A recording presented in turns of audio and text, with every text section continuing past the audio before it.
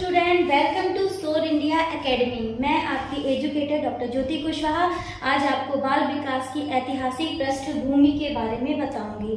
ये सब्जेक्ट बहुत ही इम्पोर्टेंट है और एग्जाम के लिए बहुत ही ज़्यादा इम्पोर्टेंट होने वाला है। तो चलिए शुरू करते हैं। अभी पिछले वीडियो में मैंने आपको बाल विकास का इंट्रोडक्शन दिया था और आज के वीडियो में मैं आपको इसकी ऐतिहासिक पृष्ठभूमि के बारे में बताऊंगी। तो जो बाल विकास है, बाल अध्ययन विषय है, वो आज की डेट में बहुत ही ज़्यादा महत्वपूर्ण विषय बन गया है। लेकिन अगर हम इसके इतिहास पर दृष्टिपात करें तो उस समय लगभग 16वीं शताब्दी के समय में क्या होता था कि लोग जो थे इस विषय पे ज़्यादा फोकस नहीं हुआ करता था, इस विषय को ज़्यादा महत्व नहीं दिया जाता था, क्योंकि ये माना जाता था कि जो बालक है वो एक लघु प्रौढ़ है।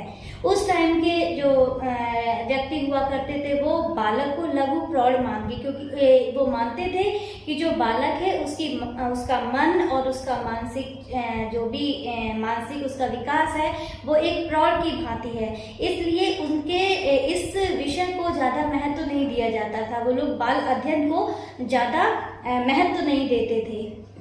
जो परिवार वाले होते थे वो बालक का विकास केवल इस उद्देश्य से करते थे कि उसे बालक को समाज और परिवार के अनुरूप बनाने के लिए, ना कि उनकी क्षमताओं को विकसित करने के लिए और उनका चारों तरफ से कल्याण करने के लिए। तो सबसे पहले कुछ ऐसा, हालांकि ज़्यादा दिन तक नहीं चला, कुछ वैज्ञानिक थे, कुछ दार्शनिक थे जो रूसो, फ्रॉबेल, पेस्टोलॉजी और हर्बर्ट इन दार्शनिकों और शिक्षा शास्त्रियों का ध्यान जो है वो इस क्षेत्र पर गया और इन्होंने ये माना कि जो बालक है उसका जो मन है, उसका मानसिक विकास है वो प्रौढ़ों के समान नहीं है बल्कि उनसे भिन्न है। तो इन लोगों ने इस बात पर फोकस किया कि इस विषय पे ज़्यादा ध्यान दिया जाए। तो उसके बाद 17वीं शताब्दी के वक्त सबसे पहले जॉन अमास कमेनियस नामक दार्शनिक और शिक्षा शास्त्री ने सबसे पहले इस विषय पे काम किया और इन्होंने ये माना कि जो बालक का मन है वो प्रौढ़ों से भिन्न होता है और इसके लिए इन्होंने सबसे पहले प्राथमिक शिक्षा पर बल दिया। जॉन अमास कमेनियस ने सबसे पहले प्राथमिक शिक्षा पर बल दिया, बालकों की प्राथमिक शिक्षा पर बल दिया और इन्होंने सबसे पहले वैज्ञानिक पद्धतियों का विकास किया। 1628 में इन्होंने क्या किया, स्कूल ऑफ इन्फेंसी नामक पुस्तक लिखी और 1957 में आर्बिस पिक्टस नामक पुस्तक लिखी। ये दोनों पुस्तकें जॉन अमास कमेनियस ने लिखी। इनकी जो पहली पुस्तक थी स्कूल ऑफ इन्फेंसी, उसमें प्राथमिक शिक्षा पर बातें बताई जाती थी, उन प्राथमिक शिक्षा पर बल दिया गया था। इनकी जो दूसरी पुस्तक थी आर्बिस पिक्टस जो थी वो चित्रों के माध्यम से थी और जितनी भी पाठ्य सामग्री है उसको प्रस्तुत किया गया था। तो जॉन अमास कमेनियस जो ये मानते थे कि जो बालक का मन है वो प्रौढ़ के समान नहीं होता है, बल्कि उसका जो मन है, उसकी मानसिक क्षमता है वो बिल्कुल प्रौढ़ों से भिन्न होती है।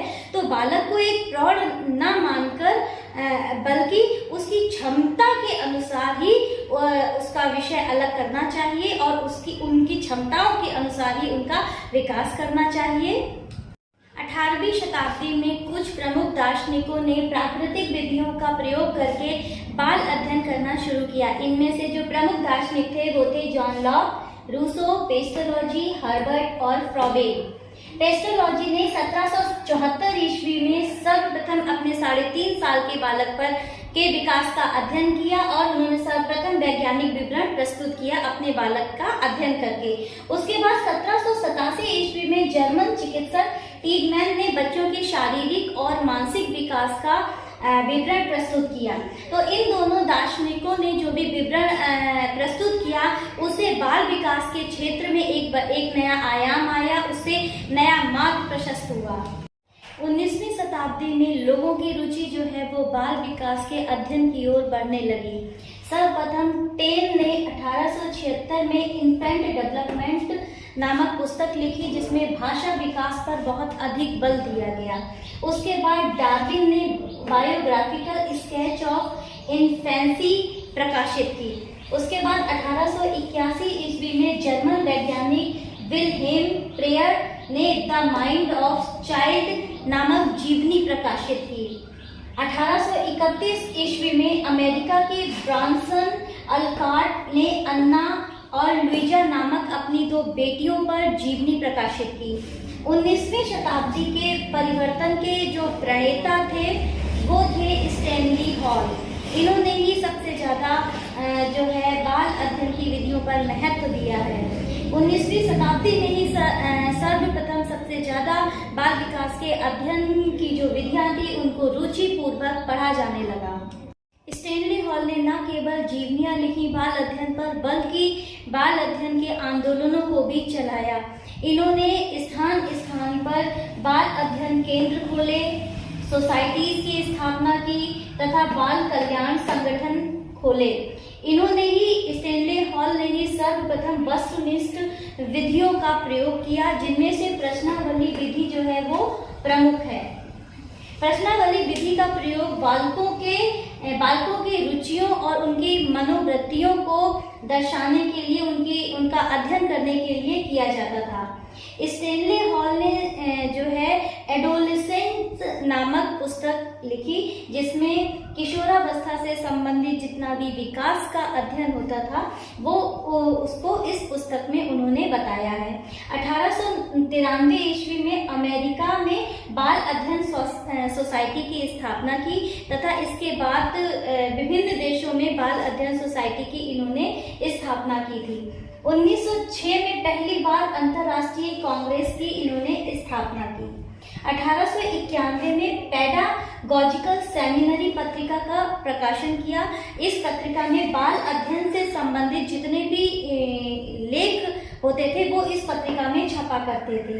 और 19वीं शताब्दी में ही न्यूयॉर्क में सबसे पहली बार विकृत एवं असामान्य बालकों के अध्ययन पर जोर दिया गया। यहाँ पर 19वीं शताब्दी में इन असामान्य बालकों का अध्ययन किया गया।